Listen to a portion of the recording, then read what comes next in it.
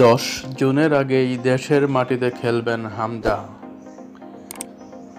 দেশের মাটিতে হামজা চৌধুরীকে খেলতে দেখার অপেক্ষা ফুরাচ্ছে দ্রুতই।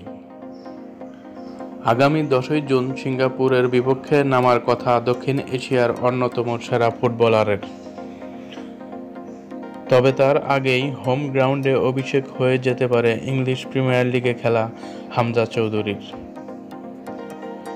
সিঙ্গাপুরের বিপক্ষে এশিয়ান কাপ বাছাইয়ের লড়াইয়ের আগে একটি প্রস্তুতি ম্যাচ খেলতে চায় বাংলাদেশ। 10 জুনের ওই ম্যাচের 5 দিন আগে অর্থাৎ 5 জুন হবে ম্যাচটি। বাফুফের মিডিয়া কমিটির চেয়ারম্যান বিষয়টি নিশ্চিত করেছেন। তিনি বলেছেন, আমরা 31 মে জাতীয় দল ঘোষণা করব, 5 জুন প্রস্তুতি ম্যাচ খেলব। ইথিওপিয়া, সুদান ও ভুটানের সঙ্গে কথা হচ্ছে। আমরা সুদানকে প্রাধান্য দিচ্ছি, তারা ঢাকায় এসে খেলতে আগ্রহ দেখিয়েছে। প্রস্তুতি ম্যাচেও হামজাকে দেখা যেতে পারে, সেক্ষেত্রে কদিন আগেই জাতীয় দলের জার্সিতে অভিষেক হয়ে যেতে পারে শেফিল্ডে খেলা এই তারকার।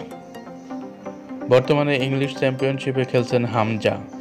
তার দল অবশ্য সরাসরি প্রিমিয়ার লিগে প্রমোশন পায়নি, তবে এখনও সুযোগ আছে হামজাদের।